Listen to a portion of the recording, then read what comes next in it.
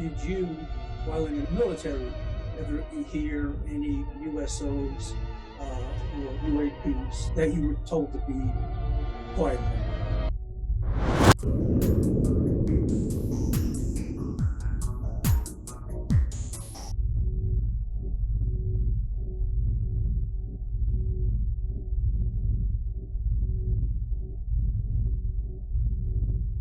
Hey, thanks, Ed, and hello, everybody, and welcome to the Kawfee Tawk series. I'm Dave Marthouse, N2AM. And first of all, I'd like to thank Larry for coming. We've had this a long time in the planning stage. And first, I'd like to tell a short personal story dating back to 1994. At the time, I was involved in various projects, including a radio show called Spectrum, which was essentially a monitoring times of the air, which was a magazine program dedicated to all aspects of radio and the nascent internet at the time, broadcast on a shortwave station, WWCR, and also on several AM and FM stations, and also on a satellite transponder across North America. And as a result of the program, I started to correspond with Larry Van Horne of Monitoring Times, had him on as several times as a guest, participating in various panels and so on. And in 1994, fortuitously, we were at the Dayton Hamvention, as was the Monitoring Times group, and Larry and I got together with a whole bunch of people, and we ended up starting our conversations at 9 o'clock in the evening and finishing up at about 4 in the morning. Needless to say, we got no sleep, but had a blast. So after 27 years, it's my pleasure to introduce Larry Van Horne of Monitoring Times Magazine, now the Spectrum Monitor. He brings to us a ton of qualifications, worked in the military for I guess over 20 years in the U.S. Navy. In addition to that, he has been involved with Monitoring Times, the Spectrum Monitor he's still involved with, and he's president of TEAK Publications. He specializes in military monitoring, DXing, broadcast band DXing, and is an amateur radio operator with many accolades to his name, holding the call sign N5FPW. So without further ado, we take you to the majestic mountains of Western North Carolina and switch you over to Larry Van Horne. Larry, the mic's all yours. Thank you very much, Dave, and good evening to everybody. Hopefully everybody can see me. As Dave said, my name is Larry Van Horne, N5FPW, coming to you from beautiful downtown Brasstown, North Carolina, the home of Monitoring Times. If you've been around the hobby any length of time, you probably have heard of Monitoring Times. It got its start in 1982. This is going to be interesting to tell y'all this, because this is an inside baseball thing. In my dining room downstairs, when I left the Navy in 1993, retired, they wanted a second radio hobbyist in the office, and I was chosen for that honor and to be a full-time employee. The problem is that they were running the business out of Bob and Judy Crow's old house.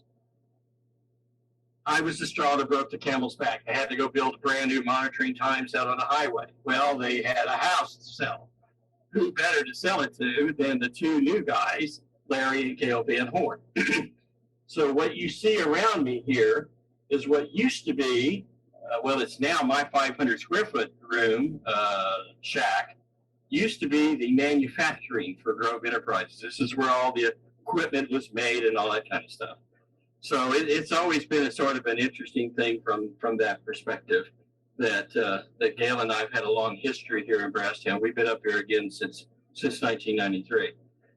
But I didn't come here to sort of tell you about that story tonight. I came here to talk a little bit about monitoring the military. What a very fortuitous type of thing here, given everything that's going on overseas in Brasstown, in Afghanistan, things along that line.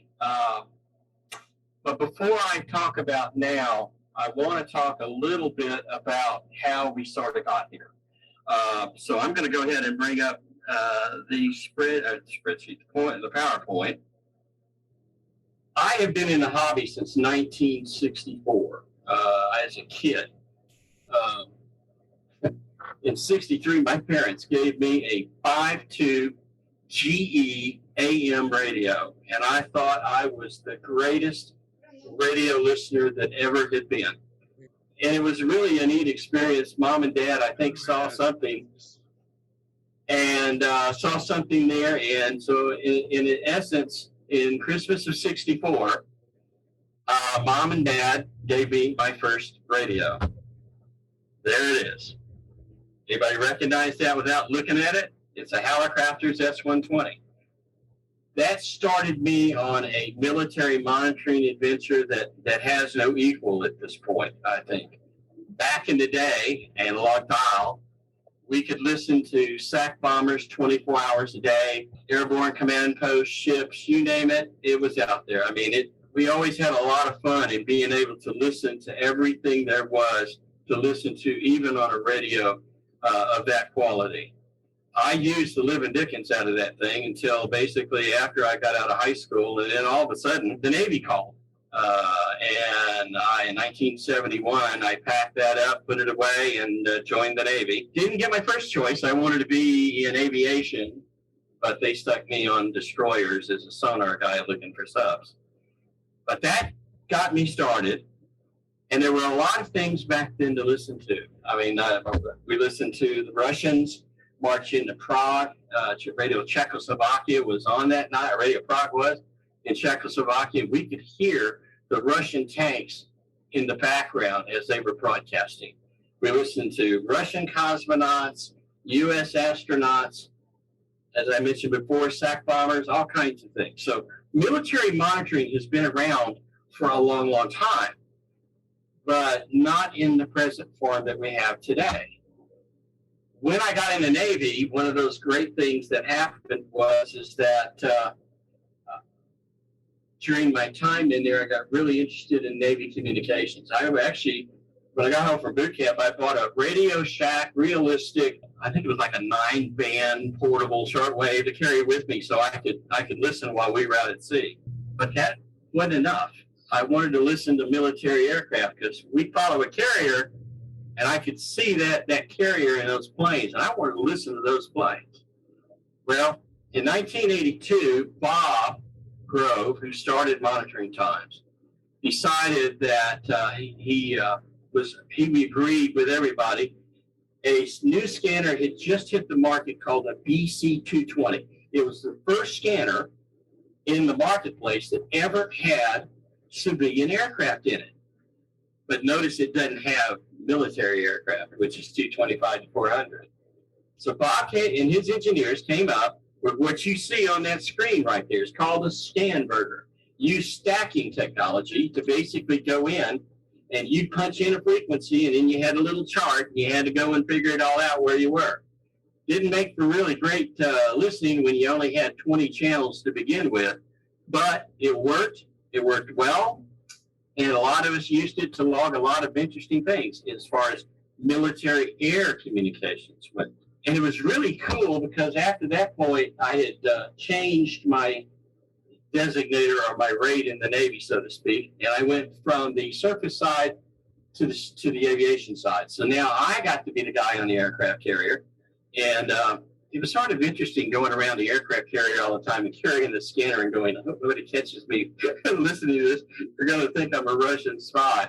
But there was always interesting things to listen to on an aircraft carrier, to say the least. What does that have to do with what we have today? Today, we have come a long way, baby. Boy, howdy. I would be very interested to know how many people have an SDR in their shop. Seeing some hands already. Good. That's really good to hear.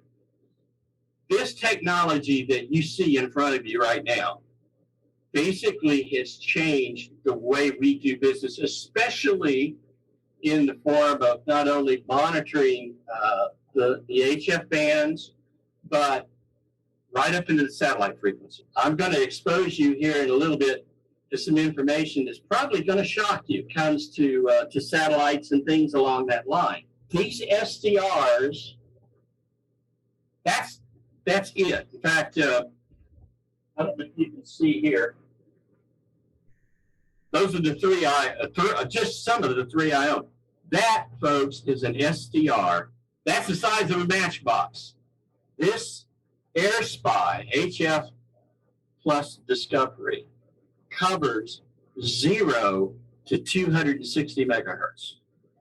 And talk about a great little radio. That is absolutely super. I have several of them now that actually go up into the gigahertz, 2 gigahertz. I used to tell our customers at Grove when I was on the technical support line, they'd say, well, what am I going to hear above 1,000 gigahertz? And I'd say, 1,000 megahertz, I should say. And I'd say, not much. I mean, there's not a lot up there. We had some weather satellites and we had some other things, but for the most part, unless you had a huge the state wildflower of North Carolina at the time, which is a satellite dish, you weren't going to hear much of anything up there.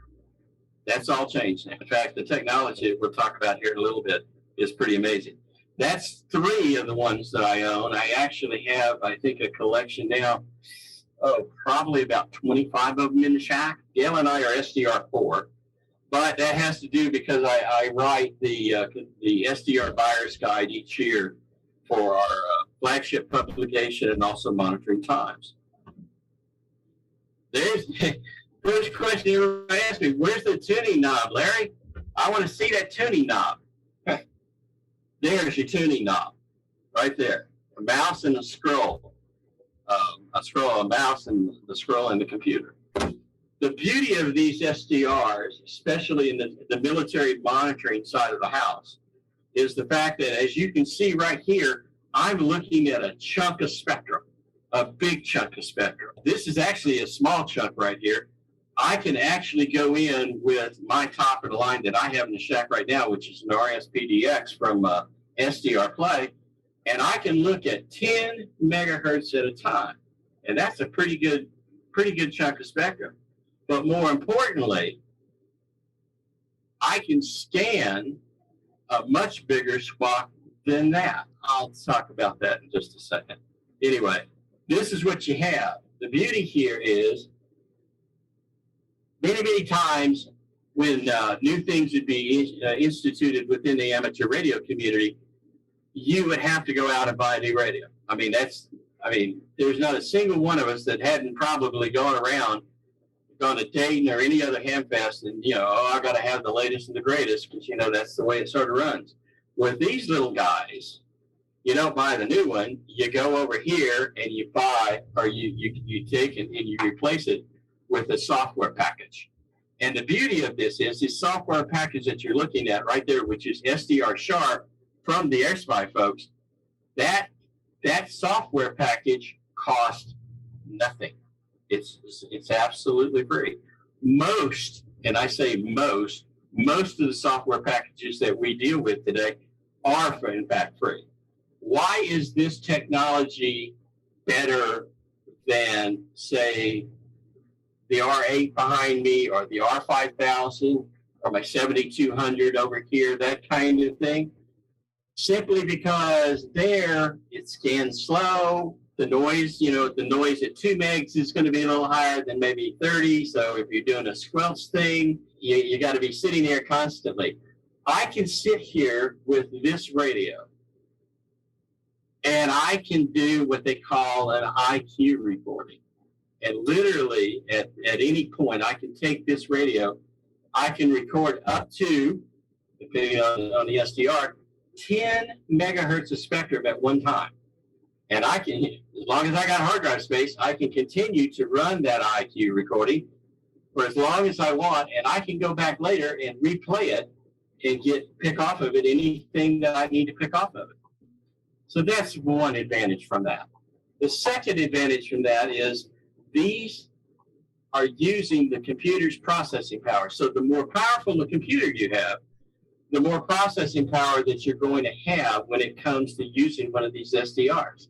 I mentioned a while ago about scanning, the scanning speed. If I was scanning on an R8 over here or an R5000 or a conventional radio, the scanning speed's going to be slow. especially if it's an ICOM. ICOM's notoriously slow. I can cover on an SDR, such as my RSPDX, the spectrum from 2.5 to 400 megahertz. I can stand those 25 kilohertz channels in 2.4 seconds. That's amazing technology.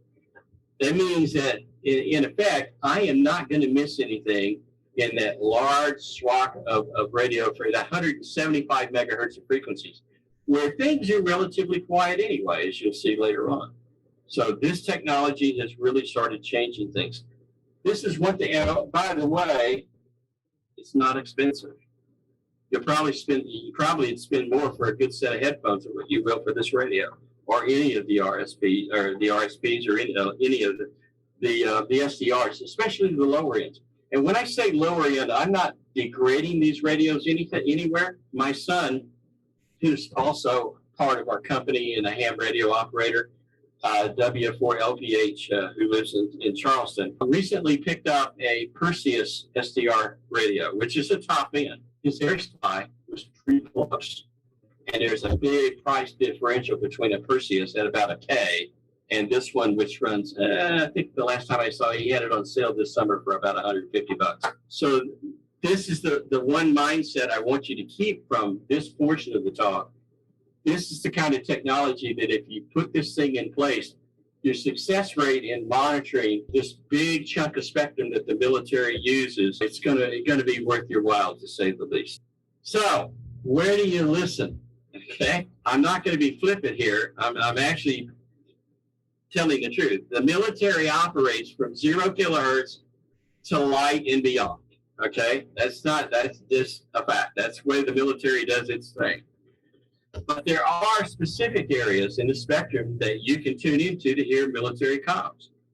For instance, a piece of spectrum that's been around for a long, long time, still being used in Europe for broadcasting, is the long-wave spectrum.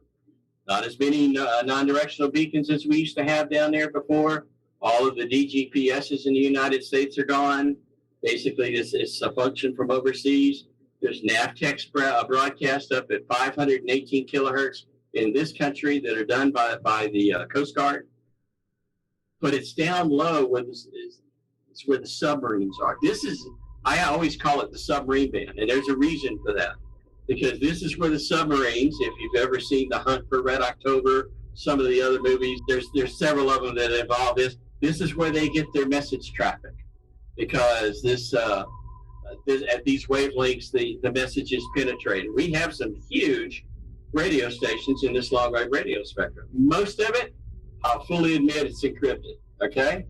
The great part of it is the fun of being able to go out here and say, I heard a radio station the other day, and it was in so-and-so over in Europe on long-wave. That's a pretty cool deal. But every once in a while, somebody will pop up in that long-wave spectrum, especially below about 50 kilohertz, and they'll send conventional teletype. And it's the TACAMO or the E6B TACAMO aircraft that communicate with the subs. It wasn't that long ago, I was sitting there and listening, and all of a sudden, this 75 baud, 170 hertz shifted RIDI came up, and they were transmitting an EAM that I was also hearing over here on one of the receivers. So every once in a while, you're going to hear these messages that are done for submarines and other strategic forces. It's called an emergency action message. I'll talk about that in a minute as well.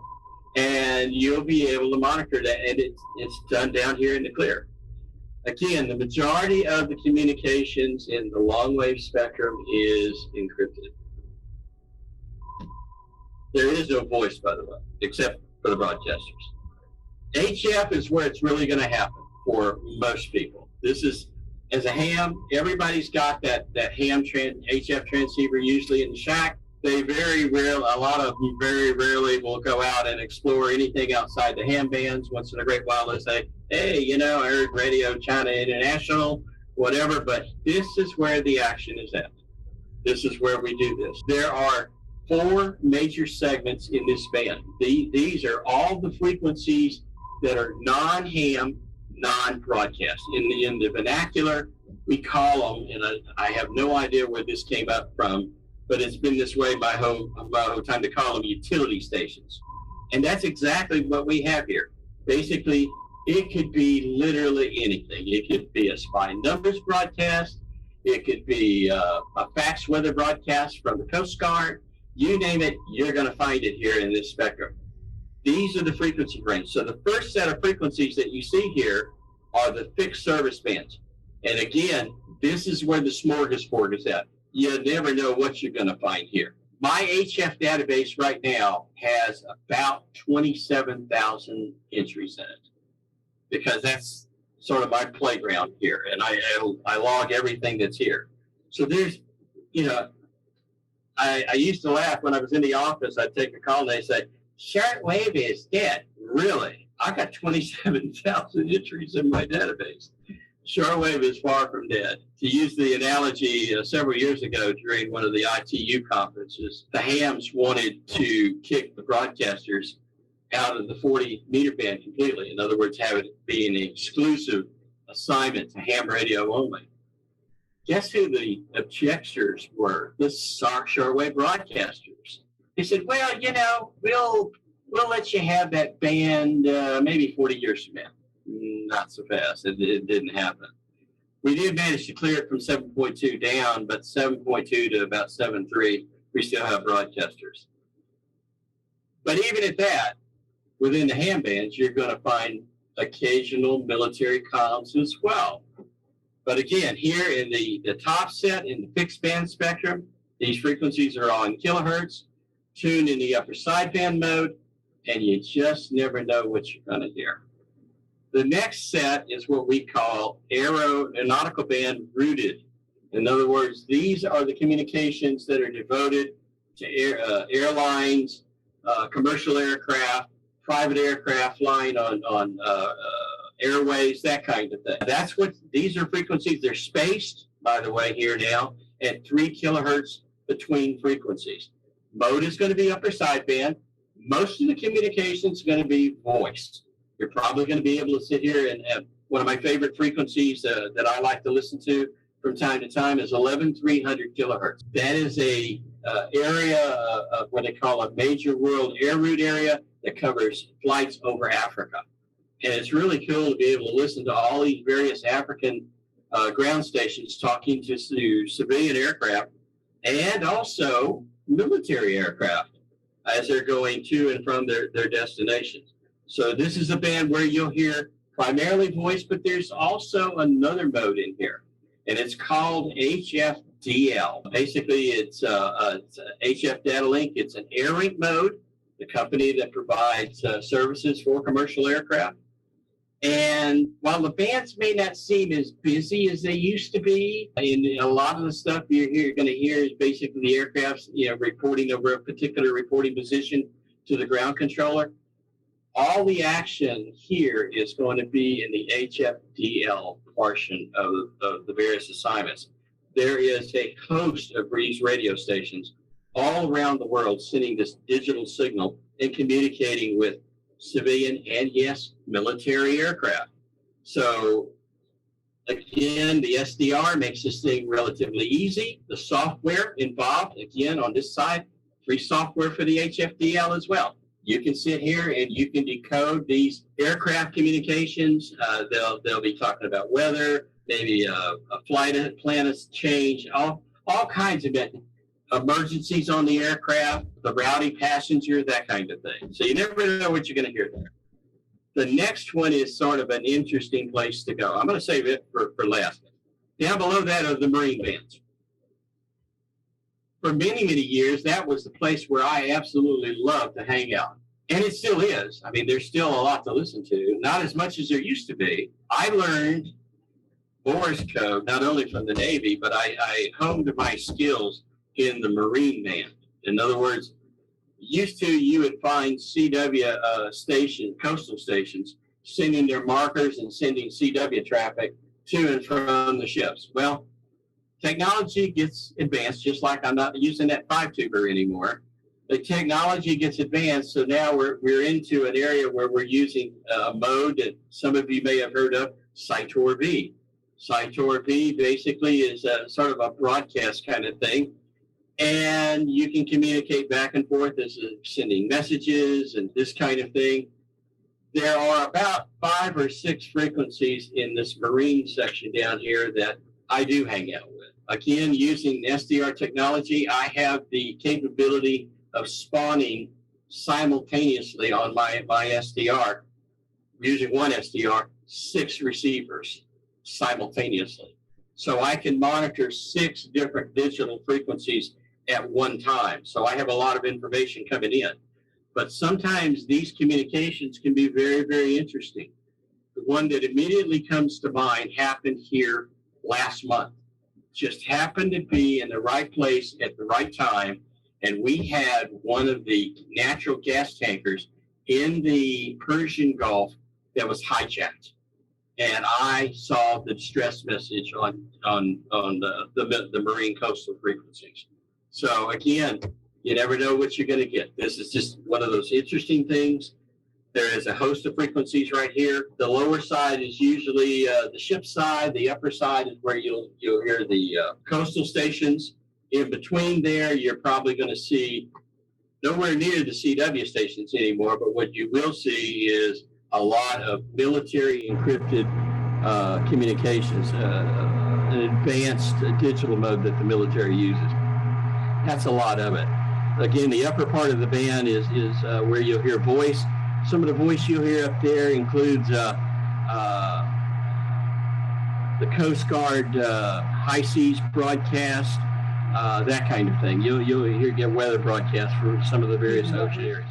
Yeah. The last band I want to talk about on the HF side is the aeronautical operator. By its description, it's designed for anything that's not flying a commercial airway or a navigable airway. This is the place where the military aircraft hang out all over the world. Okay, as you can see, there's a variety of them here. There is the aero off-route military frequencies that have been assigned by DoD to the various military services. If you notice, the Air Force has quite a few, the Navy has quite a few, the Coast Guard doesn't have as many, and how many of you love 80 meters? Well, let me tell you a story about 80 meters. I want you to take a look at the second from the bottom down there. It says 3900, 3903, 3906. Gee, that's 75 meters. That's the high end of the band up there where a lot of guys like to talk and rag chew. Several years ago, I got a phone call in the office, and a fellow wanted to tell me an interesting story. He said, Larry, you're not going to believe this. He said, I think it was like 3924, 3925, 7. They were having a net or something down there. And he says, all of a sudden, Airforce One pops up. And he said, everybody got quiet. And he said, what's Airforce One doing here? Leave it for one ham to go up there and tell Airforce One, who was in Europe at the time, that he couldn't be on his frequency because that's where his ham net was. Needless to say, I was just waiting for the airstrike to come in and nail him at his house, but it didn't happen. But hams, keep that in mind, that the assignments from 3900 to 3948 are not exclusive to us. In ITU region number 1, which is Europe and Africa, they're dedicated to these OR assignments. So you may hear Air Force One or some other military using those assignments. Finally, there is a small band in ITU region 1 and 3 where there's around 5 megs, where there's also some additional stuff. What are you going to hear here? I'm going to give you one frequency. You can go ahead. I didn't put it in the list here that you'll get later on from the club. 11,175 kilohertz, upper sideband. If you're going to monitor, if you're going to put one frequency in your radio, put that in. In fact, you can't see it, but over here behind me, the 7200 has 11,175. The reason why that's the case is that is the primary frequency worldwide for military aircraft of our allies, Air Force, Navy, ships, everything. The system is called the UHF Global Communication System. Been around for years under many, many different names. That's where you'll hear various military messages. We call them Foxtrot messages, EAMs. Don't worry, you'll have an address at the end here. You can go up to my blog, which is a treasure trove of all kinds of information, including the top of the blog. There's a tab up there that says, what is an EAM? Anytime that you hear an EAM, don't assume automatically that you were going to war. That's sort of a misnomer at this particular case. These are actionable messages. They're high priority messages that are broadcast by our military to forces. Do I know what they're saying? No, I don't have the code book. But there's a few things that we've learned about EAMs over the years. For instance, if you were to go up here right now and listen, you're probably going to hear more than normal. And the reason why is we have a lot of military aircraft that are flying in and out of Afghanistan. Those aircraft need to be refueled. They got to get gas someplace. So they're using tankers. And these tankers come under the broader umbrella for the global strike. What used to be the SAC guys. And they send these messages to them in these EAMs that tell them what they need to do, or that their tanking mission got canceled or whatever. But these things are very, very common. We know pretty much which ones are usually which. We can't say, that one went out to so-and-so tanker and he's going to cancel his mission or whatever. But anyway, they're very interesting to listen to. You never know what you're going to listen to. I heard Sigonella this afternoon talking to a Reach aircraft, which is a call sign for airlift, that was heading into Afghanistan. So you never know what you're going to find. Anyway, 11175, 8992 is the second frequency that you primarily use at night. Again, at the MILCOM monitoring post block, there is a whole post dedicated to this network that you can learn more about it. This and many other networks. Getting out of that spectrum, we start climbing in frequency, and this is where things start to get a little bit more localized. We have several distinct bands where we do find the military. Yes, Mabel, 30 to 50 megs is still around, and it's more than just the California Highway Patrol still using it. There's sometimes some very interesting communications down in the what we call the Federal Military LMR, which is the land mobile radio low band frequencies from 30 to 50 megahertz, right below the 6 meter band. The numbers after the frequency range basically are the steps. And of course, it's either AM, FM, or whichever mode it may be. The primary mode that most of the military aircraft do use down there are going to be, believe it or not, FM. You may hear A-10 communications down there. You may hear aircraft on various bombing ranges around the country. You may hear aircraft from other places around the world. When the Iraq conflict broke out and we were sending armor into Iraq, this band was hot with tank activity. We wrote about a lot of it. Some of it was in the clear, most of it was not, but it was still interesting to be able to know what was going on and just to be able to sort of take in what was going on over there. And we just so happened to be at a high end of the sunspot cycle. So we were getting some pretty good propagation out of the Middle East during that time frame. The next part of that is from 30 to 88 megahertz, 87.975. And if you notice, that says sync cars. And this is a frequency hopping system. And yes, the military does use the 6 meter amateur radio band for communications. A lot of people have no idea that was even going on. I had a friend of mine who was he's now long since retired, frequency manager for Fort Sam Houston in San Antonio, Texas. Him and I used to share a lot of information, and he'd say, "We don't communicate in the 6 meter ham band, Mr. Van Horne." And I'd say, "Oh, yes, you do." And then I would produce the receipts to him, and he would end up saying, well, they're not supposed to be. In reality, they were. You'll find some very interesting communications in that spectrum from 50 up to 88. And it's well worth your time. And there is stuff in the clear, by the way. We have a lot of stuff that comes out of Hunter Army Airfield down here in Georgia that we hear from time to time. Moving up in frequency, civilian aircraft band. Don't let that deceive you. That band runs from 118 to now 137 megahertz. They added on an additional 1 meg several years ago.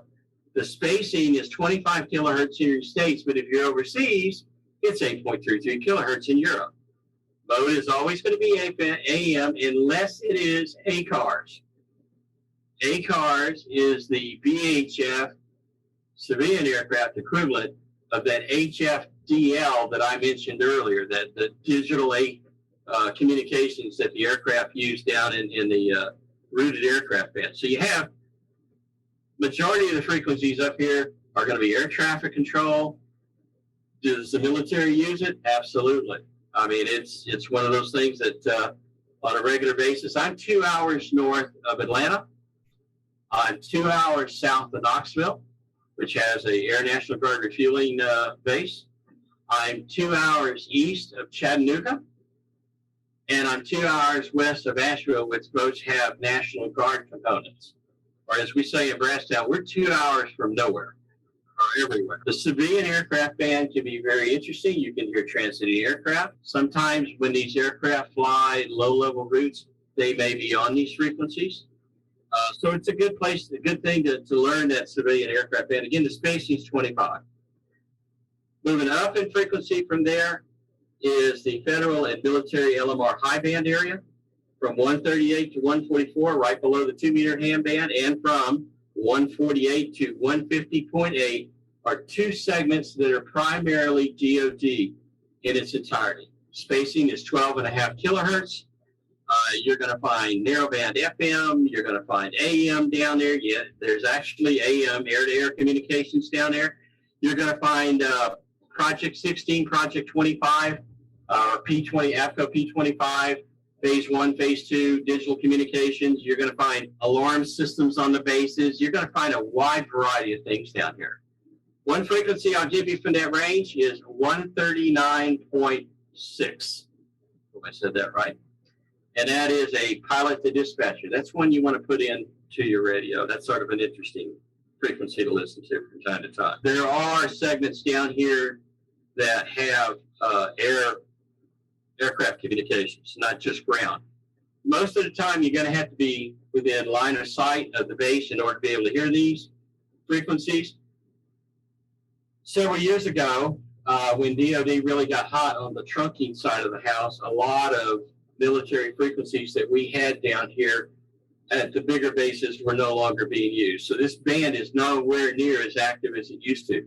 If you're near a National Guard base or an Air National Guard base, there are more of the users these days than, say, the bigger bases would be that have started trunking their land mobile. There's also 162 to 174 megahertz. And I'll draw your attention to the last one, which is 406.1 to 420 megahertz. These are primarily federal land mobile radio service bands.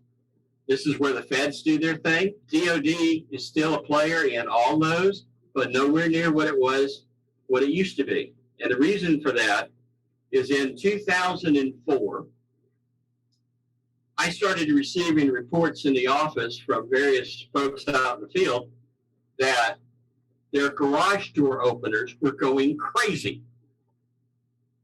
And I thought, what is a garage door opener? Why am I getting this? I actually went back in and I started looking at the assignment for these garage door openers, and some of them just happened to be at the high end of the UHF military aircraft band. I think it's a Part 15 or something like that. And basically from 380 to 400. Well, one area that seemed particularly hard hit was Eglin Air Force Base down in Florida. So I called the public affairs officer. I said, hey, what's up? What's the deal with all of your garage door openers in and around Eglin going open and close and they're not doing anything, the owner doing anything to open and close it. And they said, oh, that's a new trunking system that we're putting in. And I went, a new trunking system? Oh, okay. So the more I investigated, the more what I had found out was in 2004, DOD overhauled the 225 to 400 megahertz band. They were tired of competing with all the other federal users in 162 to 174 and 406.1 to 420. So they just carved out the top 20 megahertz of their UHF aircraft band, which they control, and they started using it for trunking. So you're going to find an interesting mix up there. That's the reason why you see it's sort of split here. Above 380, the spacing is going to be about 12.5, but there's still some AM radio signals up there. This is the band that probably I spend most of my time in from a scanning point of view, because I don't have any bases really close. I mean, I got a Army Ranger base down here to the south of the trunking system and a couple of others. But for the most part, this is where I do most of my damage. Back in the day, Dave mentioned about that chat we had until dark 30 in the morning up at Dayton. Part of that discussion was, the military satellites.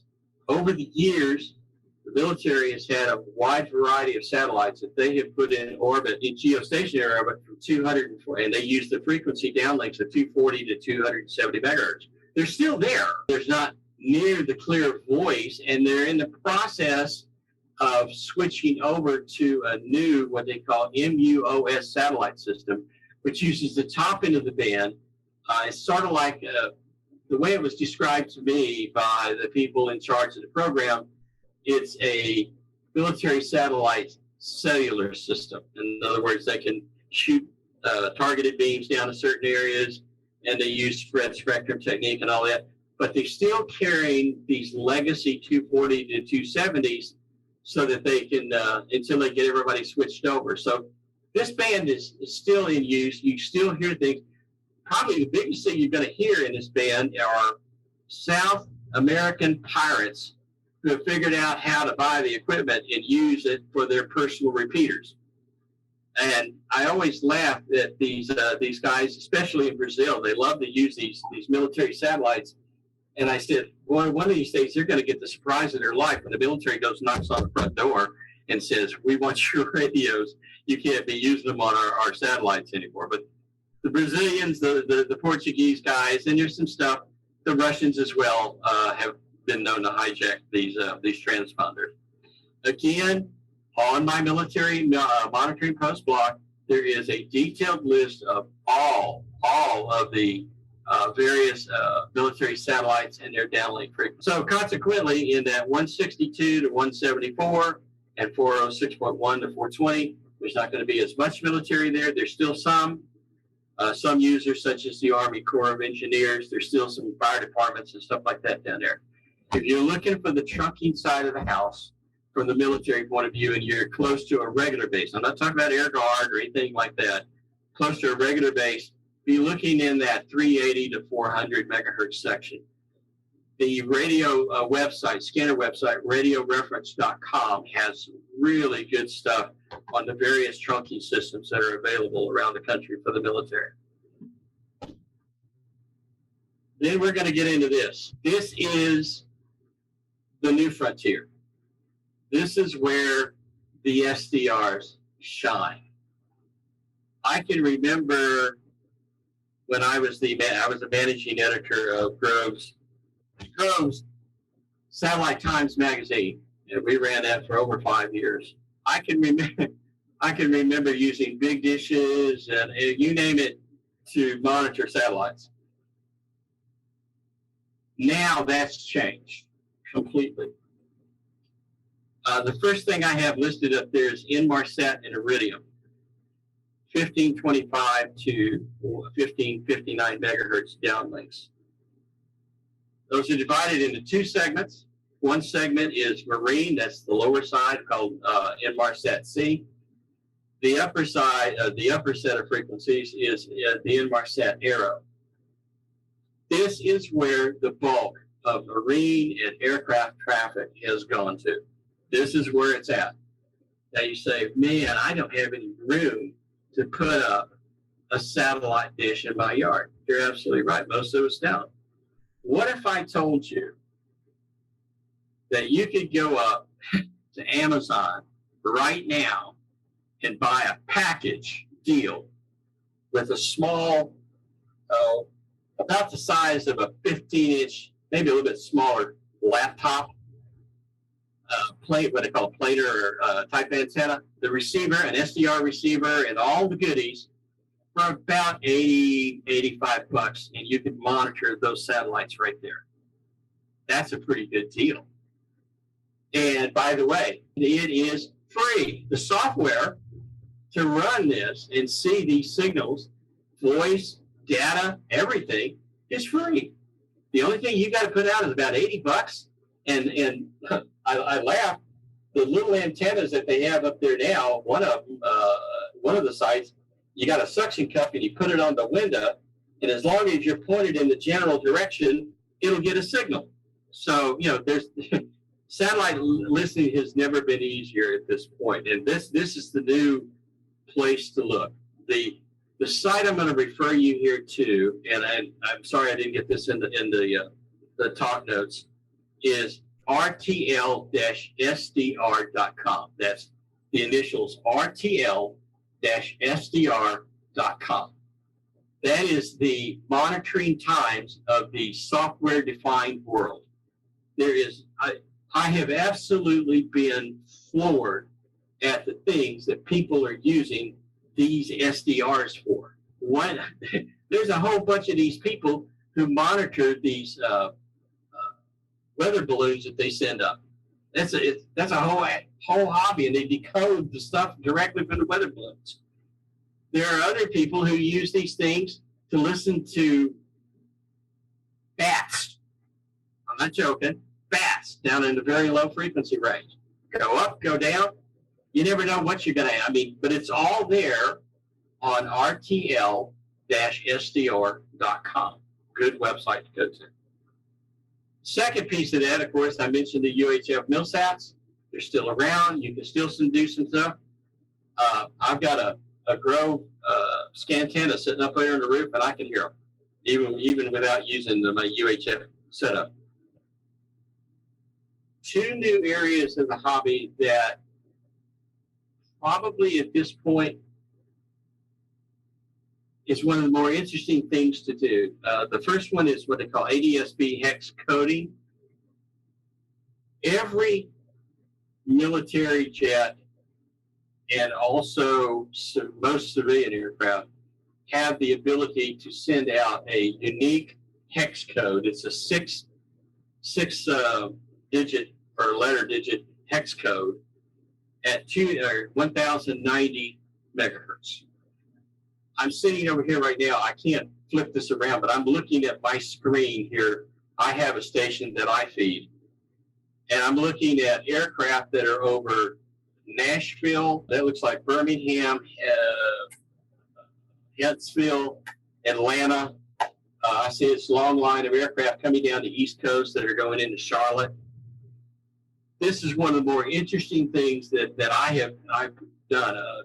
A friend of mine who passed away several years ago, a longtime friend of mine from down in Florida named Jack Smith, who was then a retired Army Sergeant Major, got me started in this. And I've had an ADSB signal station up feeding several sites. Probably a good 15, maybe almost 20 years. It's very interesting when you can see something pop up. We get a lot of activity up here in Brasstown because we have aircraft that are coming overhead from various. We're in the military operating area. So we have air refueling. One afternoon, Gail and I were treated to 5 C-17s that came out of Washington State, flying the low-level route. And I guess they must have saw me waving because they came back around for another pass. So, it was really our own personal air show. This ADSB coding, again, on the MIL blog, I have some information on that. I have some actual logs. You get the call sign. You can figure out which unit it is. There are tracking sites on the internet, free of charge. You can go up there. This is how we've been watching everything going into Afghanistan, quite frankly. There's a marine equivalent called AIS, where you can actually track ships. Each ship has its own code. If you're near the coast, you can do that kind of thing. I mentioned ACARS and HFDL. There is DoD ALE. I'm not sure how many of you know what ALE is, but it's automatic link establishment. And basically, you can, if you have a network of, say, maybe 16 frequencies, these ALEs will go up and basically sort of indicate, hey, I'm Larry, I'm sitting over here on this frequency, who can I hear? Everybody accumulates, and in theory, it's supposed to allow you to listen to, make contact with a station using propagation, the best propagation. The Coast Guard uses one of these nets called Kawfee. Again, if you go up to my MILCOM blog, you'll find a listing of all of them. There's plenty of opportunities. Anybody who sits here and tells me that HF is dead or scanning's dead or anything else, guess what? I got a hot flash for you. That is not the truth. I mean, there is a lot of stuff in this space. This is our company, TEAK Publishing. We actually have a wide variety of radio hobby-related books. First off, I'm going to tell you up front, they're not print books. Our signature publication, which is published twice a year, called the Global Radio Guide. It has all the shortwave radio stations in it, everything else. I think the last edition was summer was like $8.99. $8.99 for 700 pages of stuff. If you have a Kindle, if you have a computer, and I think everybody here should have a computer, then you can download a free reader from Amazon and you can read our book. If I was to offer this in print, you're looking probably at about $75, and I probably wouldn't sell very many. You can print out whatever you want. I mean, it's searchable and everything else. We have a wide variety of military books. We have Global Radio Guide, which is published twice a year. Well worth your time. You can even go up to Amazon and see samples. If you go down to our TEAK Publishing website, it has a list of everything that we have for sale. I want to thank you guys for inviting me. This has been a lot of fun. It's definitely an experience. I'll give you the TEAK Pub Company website, the MILCOM monitoring post. I am very, very active on Twitter. Both Gail and I are. Actually, Gail Lloyd and me are active on Twitter. We've been tweeting information about what's going on here. We welcome you to join the feed. There's always something usually pretty interesting up there. We've also recently started uploading YouTube videos to our YouTube channels. Mine's called From the Static. And basically, it's video clips of various stations that we do intercepts from. I'll tell you right now, if you go up to Gail's, it's the Shortwave Central YouTube channel. Go up to her, you notice there's a lot of Chinese shortwave radio station videos in various languages. Now, I'm not supposed to tell anybody this, and if the CEO downstairs heard me saying this, she'd beat on me for about a half an hour. But it looks like our feature in the winter Global Radio Guide is going to be on China, and rightfully so. They've got the Olympics next year. They're the largest broadcaster in the world. There's a lot of military activity going on in the South China Sea. A lot of things to cover. So we're going to be covering China. This last summer's edition, some of you, if you've been around long enough, you may have heard the term woodpecker. Anybody remember the woodpecker back in the old days? Back there was a company, Universal, who used to sell a woodpecker filter. There was a Soviet over-the-horizon radar. Guess what's back? The woodpecker. And there's a story about that in our summer guide. So anyway, we try to cover lots of different bases, blogs, Twitter feeds, YouTube channel. Needs to say, I was supposed to be retired. I'm not retired. Just sort of one of those things. So with that, thank you very much. And I'll stand by in case there's a question or two. Great. Larry, thank you so much for a great presentation. I know, even though I said you don't have to take as many notes, I took a lot of notes. So let's open this up to questions. I know I've got a few, but let's hand it to the floor first. So who's got a question? Please just chime in. Tom, W2NZ. Yeah. Did you ever hear chatter on any channel or any frequency on UFOs, UAPs, or USOs? And did you, while in the military, ever hear any USOs or UAPs that you were told to be quiet about? Well, the short answer is no, and I'm being honest. Okay. My God. Trust me, if I'd have seen No, something going like against that, the wind. The wind's 100 I miles to the west. I wanted to see something like that. Dale and I both have been following this pretty close, obviously being the military family. And I've seen just about everything that's out there. The best I can tell you in all the time, I saw the Aurora, okay? The Northern Light. But no, it's a lot of satellites. I mean, I've done some visual satellite stuff, but no, unfortunately. And I've not heard anything. But you know what?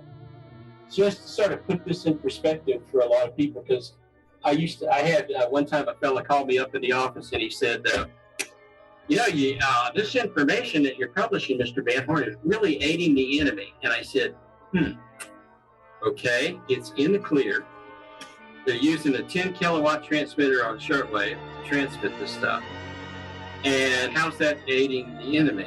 If it's something really sensitive, they're going to put the encryption devices on and you'll never hear. That's why it's there. So, no, there's most of the time we train the way we fight, and all of that's usually done in clear. In fact, to be quite frankly, our pilots absolutely hated encryption. They really did. A lot of times it's because there was a slight bit of delay and they hated it. But no, I can't say I've ever heard of UFO or UAP. I wish I did. I mean, it would be cool, but who knows? I mean, maybe somewhere in the spectrum, there's one out there for me to hear. There you go. So, other questions? Yeah, hi, it's Fred Zalupski. Larry, excellent program, and thank you. My question is not quite as interesting as Tom's, unfortunately, but I do primarily UHF.MIL air monitoring, and the 380 to 400 is not covered by one of my favorite radios, which is my BC-125AT, and I think you've got one there on the shelf. Occasionally, I do run into a frequency listing that's in that uncovered portion of the band. I do have other radios, of course, but when I'm traveling, I usually take the unit in. Is it still being used for aerial communications as well as some of the LMR stuff you're talking about? Yes, absolutely. There are still some assignments that are in that frequency range that, for whatever reason, DoD has not moved out of there yet. I'm not sure why. I mean, there were some Coast Guard frequencies that were up there for years that we used to listen to up there, but they have been moved out of that spectrum. I don't have anything in front of me right now. I think most of maybe one of the air demonstration teams may still use it up there. But I think most of the really good stuff is pretty much cleaned out. A lot of it's just LMR, but I mean, yeah, there is some up there. Good reason to go get an inexpensive SDR and let it cover that spectrum. Yep, very good, sir. Thank you. Other questions? So I think in Australia they have a digital audio broadcast bands. I think probably somewhere is in the 300 to 400 megahertz area, but I'm sure that you can't hear that around in the United States. But I was wondering, like, you probably run across Sirius or XM broadcasts, but those are probably encrypted, yes? Yes, they're all digital and they're in much higher frequency range. They're still in that L band area, and I don't have them right off the top of my noggin, but yeah, they're L band, and they do that because the longer wavelength penetrates better than. And they don't have as much outage as they would say if they had gone up to either. Well, C-band is going to be something big, and KA is even going to be big. So they use the L-band, more reliable, but it's all digital. Most everything that they're digital. There's two other services up there, Inmarsat, and there's also Light Square, which is a U.S. system, and there's also the Iridium, which the government loves. The Iridium. They took over that from Motorola. And these little small L-band systems that I was talking about from RTL-SDR and the other systems you can buy at Amazon will cover that spectrum. And that's where GPS is also. Perfect. Thank you. Two questions I see coming up on the screen here. KD2 PWR first, and then Tom N2AXX. So Jose, go ahead. Thank you, Mr. Van Horn. It's an honor to meet you, and I want to say thank you. Here, I wanted to show. I got that book. You excellent material. Right. Excellent. I was just wanting to ask if the specific Amazon article, is it the New Elec Goes bundle, or what is it? So I can look that up, please. Thank you so much.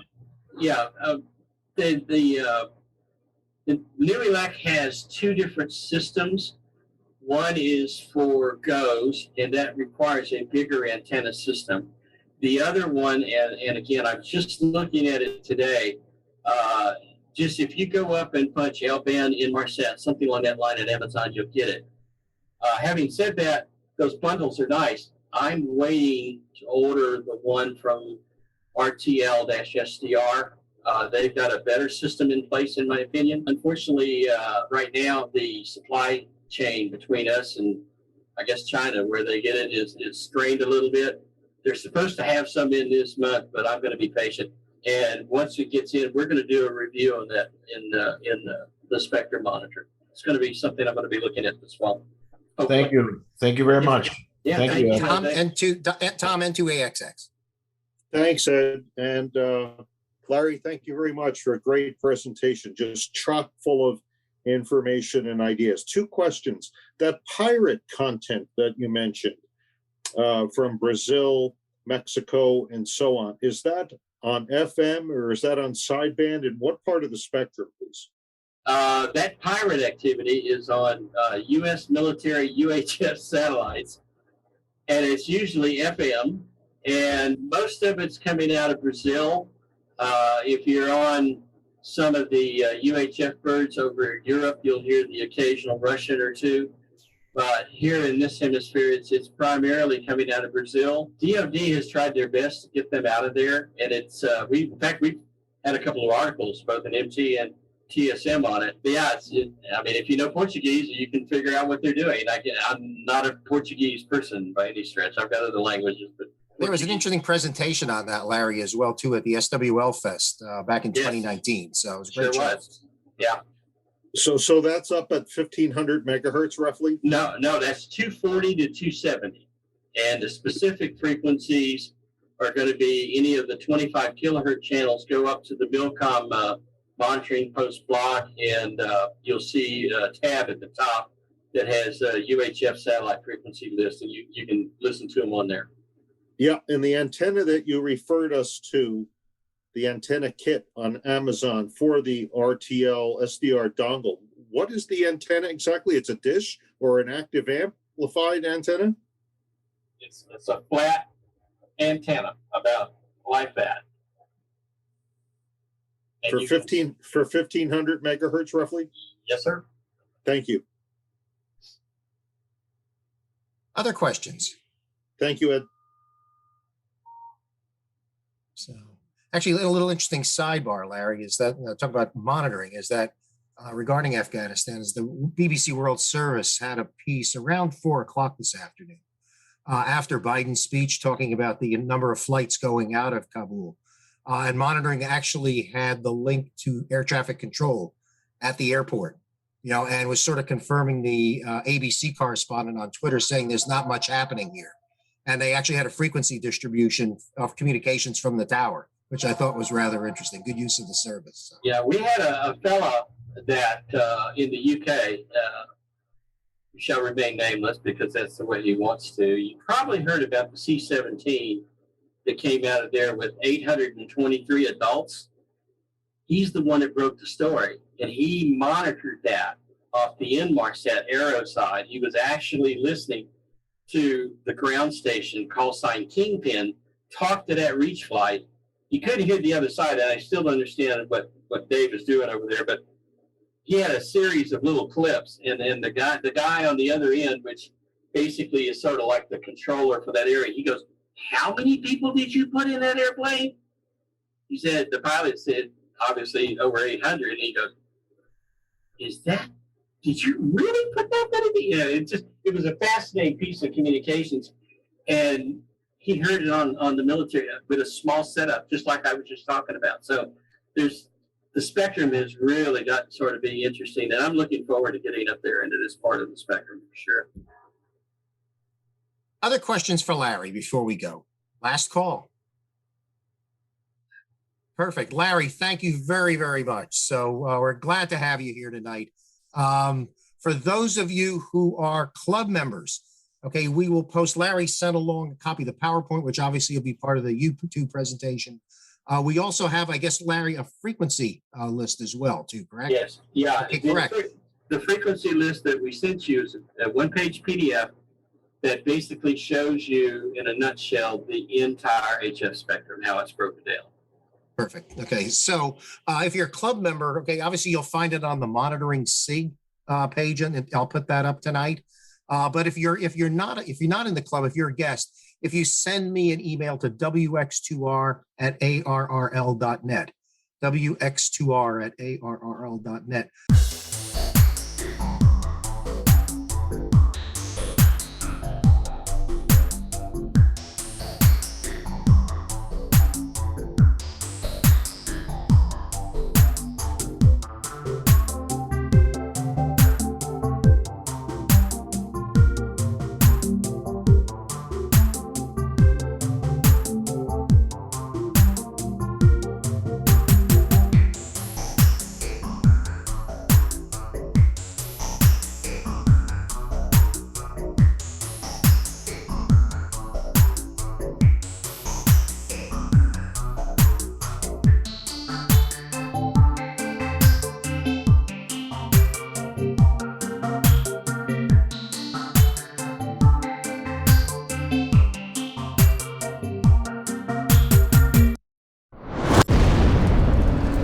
Did you, while in the military, ever hear any USOs or UAPs that you were told to be quiet about?